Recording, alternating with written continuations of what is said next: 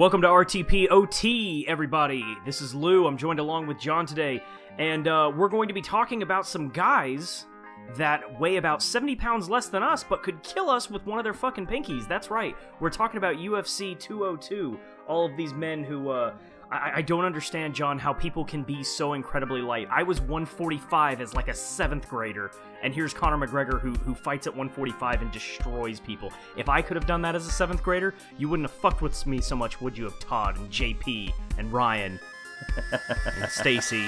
Sounds like you got some middle school demons. I was 162 pounds until I was 23 years old.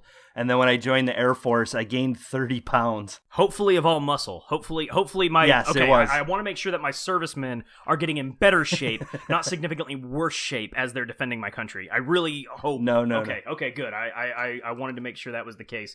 But like I said, ladies and gentlemen, we're going to be talking today a little bit about 202. We're recording this right after this has happened.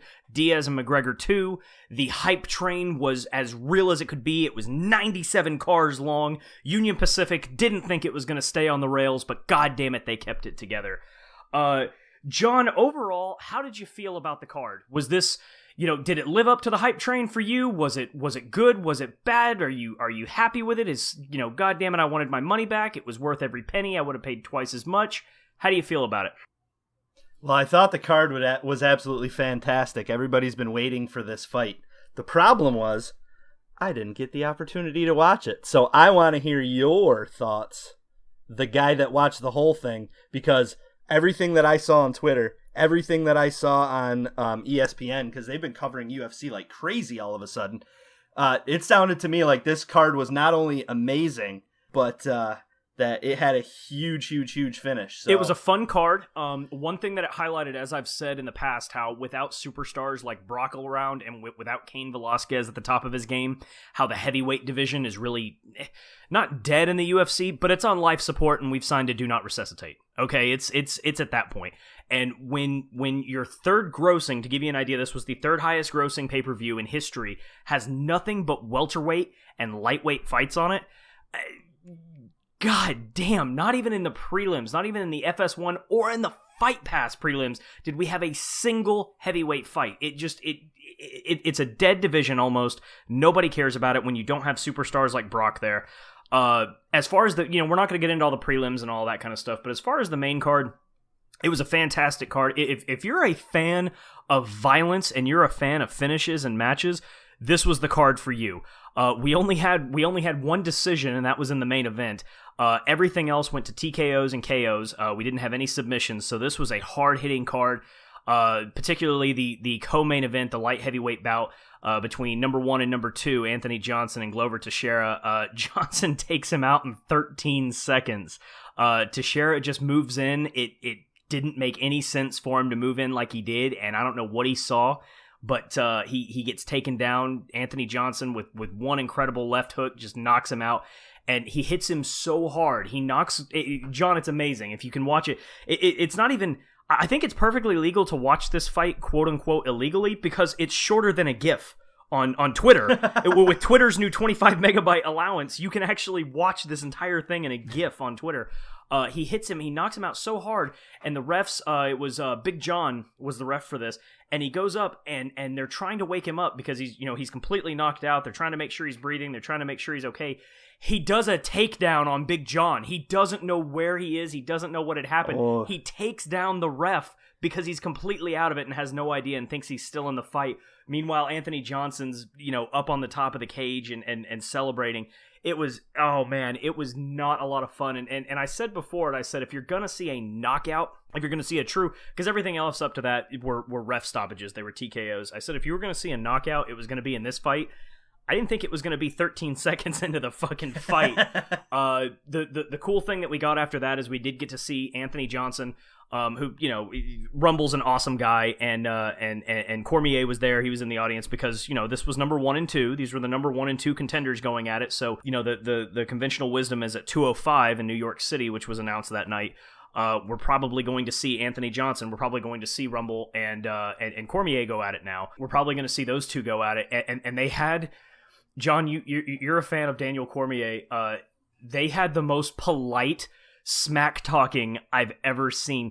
Oh yeah, he's a fantastic opponent, and I can't wait to get in the ring with him. Well, you better bring your A game, man, because I'm gonna bring my A+ game. It was the most awful trash talking you'd ever seen. I just wanted to hug both of them and then take them out for ice cream. It was so sweet. I loved it. You know how Cormier is. You know he just of course he's even with John Jones, even with a guy who has fought him on a stage before, who sucker punched him, he still says, I'm disappointed. I hope John can get back into the game, and I want to see him. But overall, it was a great card, and then we get to the main event.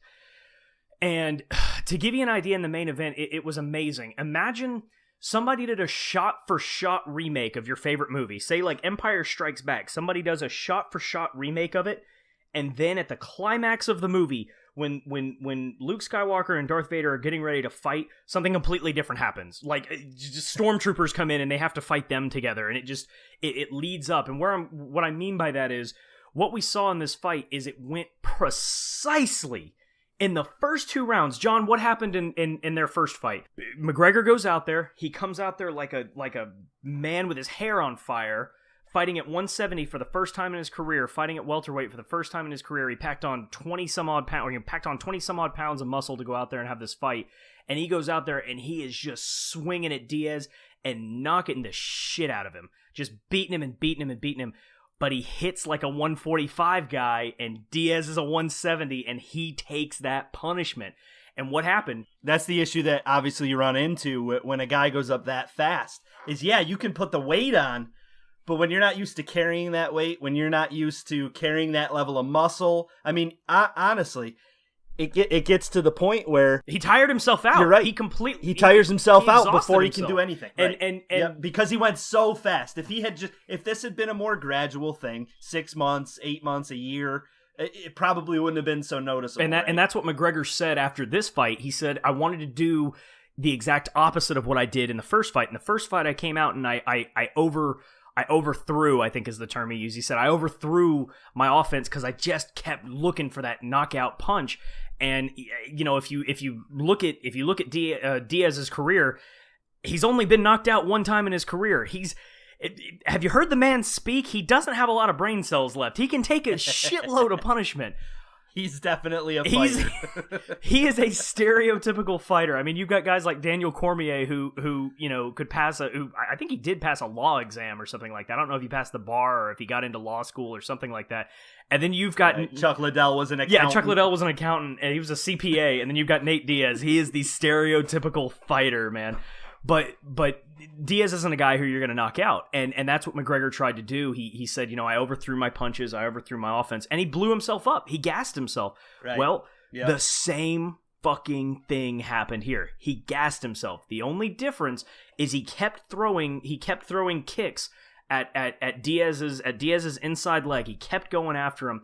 And it got to the point where Diaz actually went down twice. They weren't takedowns. He just fell. He lost his balance. And his leg, if you go and watch it, is just black as coal. I mean, it is just bruised like you wouldn't believe with these shin strikes that McGregor's giving him. Oh, yeah. And that really crippled Diaz. If McGregor doesn't do that, Diaz destroys him in the 3rd round again. Absolutely kills him. And for those of you that are listening that don't know much about UFC, leg strikes are a huge thing because as soon as you take away a fighter's base, he can't do anything. And so a lot of times these guys will go after the front leg, the leading leg, the one that's in the inside front. leg. They're doing that.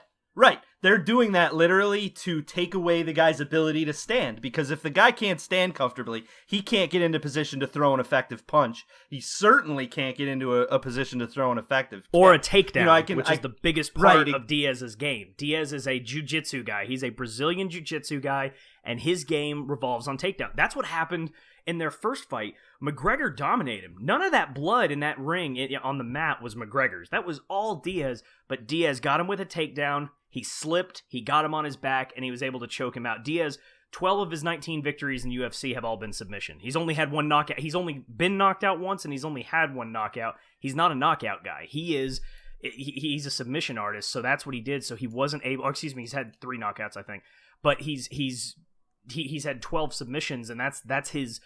That's his game. And he's got to be able to get someone on the ground to be able to go for that submission. And he wasn't able to take him down. In fact, the only time it happened in the first 2 rounds were 10-8 rounds. I mean, McGregor fucking dominated him. And then in the third round, it really slowed down a lot. He had him pinned up against the cage a lot. He really took it to McGregor. And then in the fifth round, it was extremely slow. It was two guys that were just standing on each other, and Diaz scores one takedown there at the end. And oh my gosh, the place exploded. And I was just, I was with a group of buddies, and I just start pulling my hair out. I didn't have a single penny on. I don't bet. I bet on every sport. I don't bet on fighting. I pulled so many hairs out of my head. And to give you guys an idea of what that takedown meant, final scoring 48-47, 47-47, 48-47. That takedown, if he has one more takedown, he has one more takedown in the first or second round, it's completely the other way, and Nate Diaz wins this by decision. Actually, no, if he would have had a takedown in the first or second round when he still had some energy, he may have submitted McGregor again. So you never know once you get a takedown on a guy.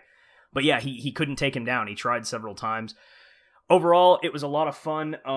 But John, let's talk about the big news coming out of it. You know, McGregor won. That's great. Let's talk about, I mean, obviously, what do we all want to see? They're now tied up 1-1. What do we want? We want the rubber match. Best 2 out of 3. We want best 2 out of 3. We want that third fight. And immediately following the fight, which actually Conor McGregor's his post-fight interview was fucking great. He gets on the mic. He must have been saving this since 196. He must have been saving this for 8 months, for 6 months. He gets on the air and they say, Conor, you know, Joe Rogan, Conor, how do you feel about that? He goes, I'm not surprised, motherfucker. The king is back. And I love it. It was just great. I fucking love it. It was just great. I absolutely loved it. But the big news was Dana White comes out and says there's not going to be a part 3. We are not going to see it. His paraphrasing what he said was, he said, all right, he was asked, you know, are we going to get part 3 at UFC 205? Is that what's going to headline the show? And he said, no, that's probably going to be Cormier and Rumble. We're not going to do a part 3 of this right now. Conor's made his money. Nate's made his money, which, to give you an idea, they both walked out with purses alone, not pay-per-view buys, but purses alone, both walked out with $3 and $2.5 million respectively. Oh, and I'm sure they doubled that on their purse buy or their pay-per-view. Yeah, I'm sure buys. On their points they doubled that. So he said they've made their money, they've had their fun, they're tied up 1-1. Conor needs to get back to business. If he wants to walk around with that 145 strap, if he wants to walk around with that 145 belt, he needs to go unify it with Jose Aldo's interim belt, and he needs to go back down to 145 and take care of business. John, your thoughts on that? On the whole situation? What Dana White said of not having the third fight right now, and his justification for it. Go ahead. So I tend to take Dana White seriously on that, and here's why. He's not Vince McMahon. He's not the kind of guy that throws something out hoping to generate controversy. Dana White tends to be the guy that says, if this isn't going to happen, I'm not going to let it happen. So I take him at his word on that, but I think it's a bad move because you're exactly right. Everybody wants to see that rubber match. They want to see who's going to get that best of 3. And I think after the debacle that was UFC 200, flat out saying this won't happen again is probably the dumbest move he could have made, as far as I'm concerned. Because getting that rubber match, in my mind, and I know I can see you, your face is contorting as we speak. I think that he threw a wet blanket on a fire that he was trying to restart. Do I want to see the rubber match? Do I want to see part 3? Absolutely, because this was a ton of fun. I want to see it. Don't get me wrong. Now, here's another interesting point. In Conor McGregor, God damn it, what do you say? I'm not surprised, motherfucker, the king is back. But tell you what, we're going to have a third one of these. He's going to come down to 155. We're going to fight on even ground. He went out and he said, hey, what he said there in my terrible Conor McGregor impersonation was he said that I want Nate Diaz to drop down and he needs to come down and fight me at lightweight. He needs to come down and fight me at 155 as opposed to me coming up so much. I will go up one level. He comes down one level. For those of you out there who don't know a lot about fighting or a lot about weight loss, it's a shitload harder for a guy who's 6 foot tall to cut 15 pounds as opposed to a guy who's 5'9" to gain 25 pounds. The first one is a shitload harder. It's a whole lot harder to cut that much weight when you're 6 feet tall. Yeah, because here's the problem. Here's what happens. As soon as you start to cut that weight, your body starts to digest your muscle. Because you can't cut skeleton. A guy like you can't cut skeleton weight. Exactly, and a guy like Nate Diaz is not going to have 15 pounds of fat that he can drop to begin with. So it's gonna have to be 12 pounds of muscle. He's gonna have to drop 12 of muscle and 12 of, and 3 of fat. He's not gonna be able to do that. Right. So his only other option is to cut a whole bunch of water weight the day of weigh-ins. So what always ends up happening there? The guys get weak. They're guys that have dropped muscle anyway to get down, but here's the thing. If he's already super fit and can get that water weight and not lose a whole bunch of muscle, there's a chance that McGregor could be signing a death certificate on his 155 fight, because you're talking about a guy that'll get down to 155 and probably be back up to 170 by the time the fight actually happens. Well, in my opinion, you're always going to have an advantage one guy who's gaining 10 pounds as opposed to a guy who's having to cut 15 pounds. So that's true. Yeah, that's true. I would give Conor the advantage there. And also, here's another thing to consider about Nate Diaz. Nate Diaz doesn't put on weight to go welter. Okay, he was a lightweight who then he's still a lightweight. Well, no, I don't know. He kind of fluctuates between the two, but he was a lightweight. He's now permanently a welterweight. And if you look at Nate Diaz, he's not a particularly jacked guy. He doesn't have that Adonis body. The guy, that's just what he weighs, and that's just what he walks around at.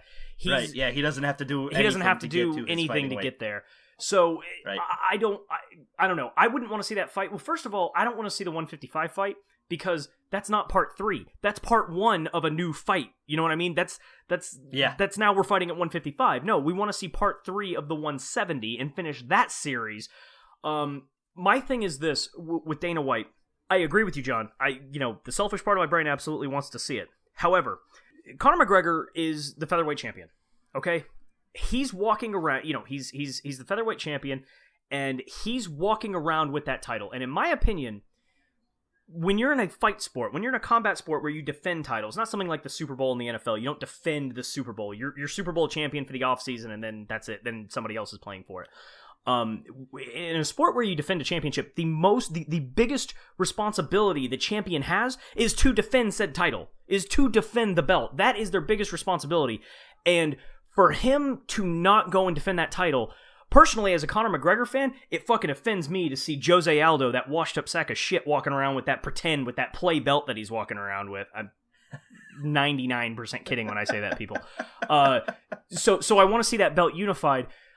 I do agree. What I would like to see is McGregor go down there, defend it once, take that little toy plastic belt, that little fake belt that Aldo's walking around with, take that away from him, and then go up to lightweight and try and go after the lightweight title. I think that's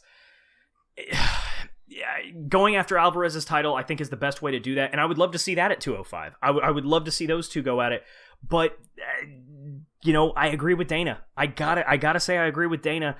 And we're going to have to put Diaz-McGregor Part 3 on hold right now. I just think it's more of a responsibility to uphold the integrity of the championship than it is for these two to go out and have another payday. Okay, so let me amend or append my statement, and here's why. I didn't realize that it was more of a just being put on hold. In that case, I agree. I think Jose Aldo, I've been watching him since he fought the WEC back in the day? Yeah, what was that, World Extreme Cage Fighting or something like that back in the day? Yeah. I've been watching him since he fought in WEC, and what you described for this card sounds like a classic WEC card. The WEC was all the lightweight, the bantamweight, all the light Strikeforce had the heavier guys. WEC had the Uriah Faber kind of guys, those lighter welterweight guys. Now, he's been fighting since, 2004? But he's only 29 years old. You're talking about McGregor. No, I'm talking about Jose Aldo. Jose Aldo. Yeah, Jose Aldo is that's the thing. Jose Aldo has been around for so long, we always end up thinking the guy is like 37 years old. We always think he's this old man because he's a veteran. I think he's 20. Yeah, he's getting ready to turn 30 in a few days. He's That's nuts. We think that he's this That's old nuts. man. He's been fighting for 12 years. You know what he is? That's insane. I'm not comparing him to LeBron James as far as caliber, but it's like with LeBron James. Like, you always think LeBron James is this old fucking dude. LeBron James isn't 30 yet. You just always think he's this old dude because he's been in the NBA for just so long, because he's been there since, he was drafted when he was a 17-year-old kid. So you expect, or excuse me, he's 31. You expect him to have been in the league. You think, oh, he's this 40-year-old dude. No, he's 31. He's in the prime of his athletic career. But he's just been around for so long now that you think that he's been there forever.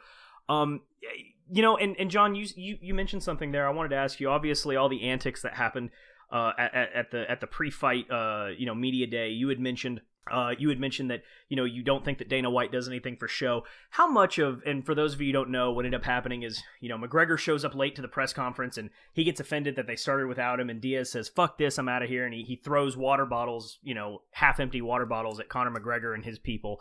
McGregor retaliates by taking full unopened 20-ounce cans of Monster and chucking them at Diaz's skull. Which that's like throwing a brick at somebody. That's serious damage you could do to someone. Yeah, that's what how much of that do you think, and this is really just a broad question, because I mean, like, whenever Ronda goes out and talks shit about people, or whenever Misha Tate would go out and talk shit about people, how much of that do you think is a work, and how much of that do you think is promotion, and how much of that do you think was real? Because at the end of the fight, these two guys were hugging on each other, after the fight. I'm going to use a word that'll make you very proud. I think that there is a level of kayfabe in UFC. Ooh, kayfabe. I think that, now, I'm not saying that they've got writers. I don't believe any of that. The fights are the fights. They're real. But look, when I say that Dana White isn't the type of guy that'll come out and say something just to generate drama, what I mean is he's not the kind of guy that's going to continue to generate a storyline. But he does know what people want to see. And he knows that people want to see headbutts at a weigh-in, right? UFC is better at being WWE than WWE is at this point. They are better at it than the fucking fake wrestling show. Agreed. Now, again, I don't think that they have any writers, but I guarantee you, because Dana knows exactly what people want to see, he's fucking supreme at it. It's the reason he turned UFC into what it's become. He probably had a level of orchestration over the way that went up until something was thrown. I don't think he'd ever want somebody to throw a can. If he would have gotten nailed in the skull with that, I guarantee you that's part of a Monster promotion. By already, that's part of a Monster promotion. Already, that's on the thing. You want to throw bows like Conor McGregor? Get you a Monster, bro, or something. That would have been a part of it. I think, I always wonder, and like I said, at the end of the fight, these two guys were hugging on each other because they just fucking killed each other, and they were both very complimentary of each other at the end. Conor said, I love the guy. He brought out the absolute best in me. He made me a better fighter than I've ever been. I've gone to a new level because of him, and I got rich, so I appreciate it. And he got rich, so I hope he appreciates me. Conor's such an ass. I love him. He has a lifetime job in professional wrestling when he's done fighting. I could see that monster ad too. It would be something like he'd come out, and then Rob Dyrdek and Ken Block would show up behind him, and I'll crack your fucking skull with my monster. But I saw it. I think a certain amount of it is a work. I mean, obviously, just it's their job to go out there and promote the fight. The reason they're at media day is there to promote the fight. They are there to get people to buy it. Now, here's something interesting that some people were saying, and John, this is not how, I thought these people were trolls. They're not. I'm not going to say any professional writers' names, because who the fuck are we? These are real writers. I'm not going to call anyone out like that. I don't like to do that. I don't like to call out individuals and stuff. But there were respected, legitimate UFC people who were agreeing with Dana White that, yeah, we shouldn't have a part 3 to this, and I thought that they were going to say what I said, that it's McGregor's ultimate responsibility is to defend the championship. No, here's what they say. I read 3 different articles that talked about this, and one of them was on the front of Cage Side Seats, and they're sitting here and they're saying, well, McGregor versus Diaz 2 didn't do as much business. It was a step down. It was financially, it was a step down from Diaz McGregor number 1, and so because of that, it's obviously trending downwards. Okay, let's take a look at something. The number 1 card in UFC history is 196, Diaz and McGregor. You know what else you also had on that card? You had Holly Holm's first women's bantamweight defense against Miesha Tate, which was a big fucking deal because we just saw Goliath. Imagine David kills Goliath. Well, people heard about it. Holy shit, everybody's talking about Goliath is dead. Now David is going to go off and fight somebody else. Well, now that we all know that David killed Goliath, there's going to be like 10,000 more people there to watch David fight the dragon or the Cyclops or the whatever it's going to be, because now there's a following for him. Now there's a story for him. So you had the women's bantamweight title being defended. So for anyone to compare, and then here's another thing. Just, what did they make, like $1 million less at the gate or something? No. $8.1 million at the gate for 196. 7.69. $400,000. $400,000 difference. You're going to say that we shouldn't have a part 3. Are you fucking... That's the number 3 UFC card of all time. John, these people are trolls, Agreed. right? There's no way that's a real discussion, right? Yeah, it almost really does feel like it. If that feels to me like a piece that somebody's just trying to kind of get a couple... They're still pissed about 200, and they want to get a couple more jabs. You know what? I hadn't even thought about that. I would not be surprised if that was people who were still just pissed off about UFC, just the way you put it, if that was people who were pissed off about UFC 200 and they were just saying, oh, well, we're all upset that we didn't get the great card that we were supposed to, and now we're all upset. So maybe... but I was just shocked to hear people say this, to say that, well, this one at the gate did $400,000 less, so obviously interest is waning. From a draw standpoint, from a casual fan standpoint, there wasn't a lot on this card aside from Diaz and McGregor that was there. There were no championship bouts on this card, well, on the main card. There was nothing there. There were no straps on the line. So I think that argument is completely ridiculous. But going back to my point, I do want to say it, and we'll close out with this. I think McGregor has to go out and he has to defend that belt. He absolutely has to. It is his job. If he wants the responsibility, and I'm kind of going to call him out here a little bit, if he wants to walk around with that strap, he's got to defend it. That's his job. Yep. And he needs to. And like I said, as a McGregor fan, it offends me seeing Jose Aldo, that washed up has-been, walking around. In fact, you know what? Here. You know what? We actually have a special guest on the show, ladies and gentlemen. Conor McGregor is here, okay? I'm going to let Conor say it. Conor, let me pose this to you, Conor. I think not only should you take the interim belt away from Jose Aldo, I think that we should rename the division because you've completely dominated it. I think it should be called the McGregor division. I don't think it should be the featherweight division anymore. Well, yeah. What do you think about that, Conor? Well, Lou, you're not much to look at, but you got good ideas, boyo. That's a good fucking idea. I think they should name the division after me. It's my division. It's my fucking property. Everyone down there is my fucking property at this point. I own every fucking one of them. Every one of those mutts. And there's not one of them that can step up and go toe-to-toe with the fucking king at this point. You got all these fucking washed-ups, all these people who are beat down in the fucking mud and made them kiss the ring. All these fucking Jose, whatever the fuck his name is, Aldo, walking around with his fucking play belt, walking around with his fucking pretend belt. Oh, motherfucker. He's walking around with a belt that Dana White gave him because Conor McGregor went on to dominate 2 of the fucking weight classes. Alright? And Dana gave him that belt so he'd feel like a fucking man again. Alright? But I tell you what, I am the king, but I'm a generous king. I'm gonna give you one more fucking payday. I'm gonna give you one more payday so you can take care of your family. Because I tell you what, the next time you and me see each other at 205, I'm not just gonna take your pretend fucking belt, I'm gonna take your pretend fucking career. I'm going to take your fucking career. I'm going to end it. And I really hope you and your wife get on. Because you're going to be seeing a whole lot more of her. Because I'm going to put you on your couch. I'm going to put you in your house fucking permanently. But don't be afraid. As last time I knocked you out in 13 seconds, this time I'm going to go for 12. And you won't feel a fucking thing. I'm going to put you out so quick, you'll have to be told about it later on. Somebody translate that into Portuguese or Spanish or fucking Chinese, whatever this guy fucking speaks.